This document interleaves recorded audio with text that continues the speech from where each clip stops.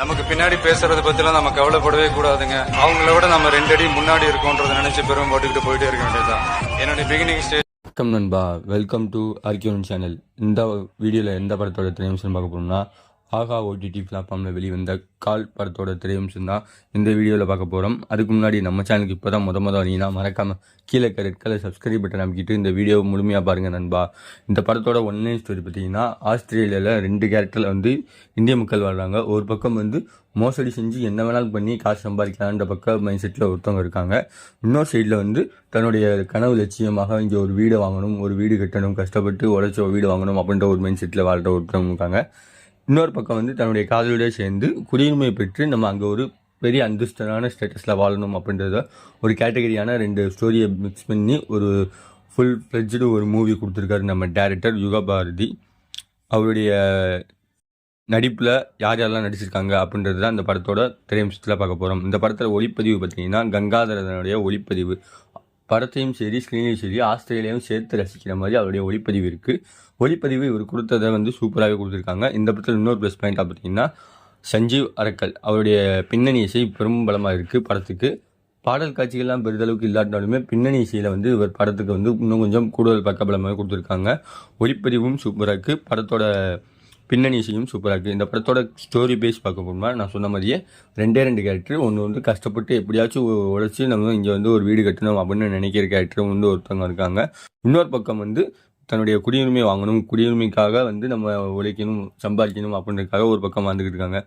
அதாவது தமிழனாக இந்த யுகேந்திரன் ஆஸ்திரேலியாவில் மனைவியோடு சேர்ந்து வாழ்கிறாங்க. அவங்க வாழ்ந்துக்கிட்டு இருக்கும்போது சொந்த வீடு கட்ட வேண்டிய கனவுக்கு கடுமையான வங்கி கடனை உழைச்சி பேங்கில் லோனுங்கின வாங்கி அப்படியே வீடு கட்டினு ஆசைப்படுறாங்க. இன்னொரு பக்கம் வீடு கட்ட போக முடியாமல் சேர்ந்து போயிடுது. அதனால மனக்கவலைகளோட வேலைகளோடு நின்று விரக்தி ஆகிறாங்க. அதுக்கப்புறம் அவங்க வீடு கட்டினாங்களா இல்லையா அப்படின்றத ஒரு பக்கமும், ஆஸ்திரேலியாவிலே தங்கி வேலை செஞ்சிருந்த சித்தார்த் அன்பரசன் அவருடைய விசா காலம் முடிஞ்சிச்சு. இருந்தாலும் அதில் விசா காலம் முடிஞ்சதுக்கப்புறம் அவங்க தன்னுடைய விசா காலம் முடிஞ்சாலும் குடியுரிமை பெற்றணும் அப்படின்னு சொல்லி அந்த பெற விண்ணப்பிக்கிறாரு. அதனால பணம் அதிகமாக தேவைப்படுது. அதுக்காக அவங்க கஷ்டப்படுறத சூப்பரான ஒரு கதைக்களமாக கொண்டு வந்திருக்காங்க.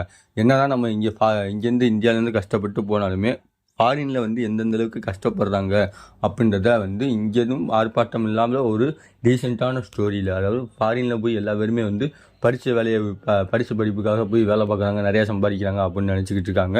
ஆனால் அங்கே என்னென்ன வேலை பார்க்குறாங்க அப்படின்றத ஒரு சவுக்கடி மாதிரி சூப்பராக சொல்லியிருக்காரு நம்ம டேரக்டர். ஸ்க்ரீன் பிளேலையும் சரி ஸ்டோரிலையும் வெளிநாட்டில் வாழும் தமிழர்களோட மையமான கருத்தை வச்சு இந்த படம் எடுத்திருக்காரு நம்ம டேரக்டர் மோகன்ராஜ். வெளிநாட்டு வாழ்க்கையினாலே காடு பங்களா ஆடம்பரமான வாழ்க்கை போலும் இல்லாமல் தினமும் டெய்லி சவால் தான். சாப்பிட்றதுக்கும் சரி வாழ்கிறதுக்கும் சரி பணம் மொழி கஷ்டம் இந்த மாதிரி ஏகப்பட்ட கஷ்டங்களை சூப்பராக நம்ம டேரெக்டாக சூப்பராக ஸ்க்ரீனில் படித்தோன்னு சொல்லியிருக்காரு. இந்தியாவில் மட்டும் இல்லாமல் ஃபாரினில் கஷ்டப்படுற காட்சிகளையும் சூப்பராக கொடுத்துருக்காங்க. கதையில் பல லட்சியங்களோட இந்த மாதிரி போராட்டங்கள் போகிற 2 கேரக்டர் இருந்தாலுமே கதைக்கு இன்னும் கொஞ்சம் வேகம் கொடுத்துருக்கலாம், சுவாரஸ்யம் கொடுத்துருக்கலாம். படத்தில் இன்னும் கொஞ்சம் பெட்டராக தெரிஞ்சிருக்கும் படத்தை பார்த்தவங்க உங்களுக்கு. இந்த படத்தில் ஓவராலாக ரன்னிங் டைம் பார்த்தீங்கன்னா 2 மணி நேரம் வருது. இந்த படம் கொஞ்சம் மிட்ரேஞ்சிலேருந்து ஸ்டார்டிங்லேருந்து கொஞ்சம் ஸ்லோவாகவே ஒரே ஜேர்னல்லே போகிற மாதிரி தான் போயிட்டுருக்கும். எங்கேயுமே ஒரு விறுவிறுப்பான காட்சிகளும் ஒரு ட்விஸ்ட்டும் அந்த மாதிரி எதிர்பார்த்த அளவுக்கு எதுவும் இல்லை. அதனாலே என்னமோ அந்த படம் கொஞ்சம் ஸ்லோவாக போகிற மாதிரி தான் எனக்கு ஃபீல் ஆச்சு. நீங்கள் இந்த படத்தை பார்க்கணும்னா ஆகா ஓடிடி பிளாட்ஃபார்மில் இருக்குது. படத்தை பார்த்துட்டு உங்களுடைய கருத்து என்னன்றதை மறக்காமல் கமெண்ட் பாக்ஸில் கமெண்ட் பண்ணுங்கள். நம்ம மறைந்த வாசுதேவன், மலேசியா வாசுதேவனுடைய மகன் யுகேந்திரன் அவர் இந்த படத்தில் நடிப்பு சூப்பராக கொடுத்துருக்காரு. அவருடைய நடிப்பு தன்னுடைய தத்ரூபமான நடிப்பு சூப்பராக கொடுத்துருக்காரு. இந்த படத்துக்கு ஆர்கியூன் ரேட்டிங் பார்த்தீங்கன்னா 5க்கு 2.75 தருவேன். மறக்காமல் இந்த வீடியோவை உங்கள் ஃப்ரெண்ட்ஸ் எல்லாருக்கும் ஷேர் பண்ணுங்கள். அடுத்த ஒரு மூவி ரிவ்யூவில் சந்திக்கிற வரை உங்களிடம் விடைபெறுது உங்கள் ஆர்கியூன். By viewers.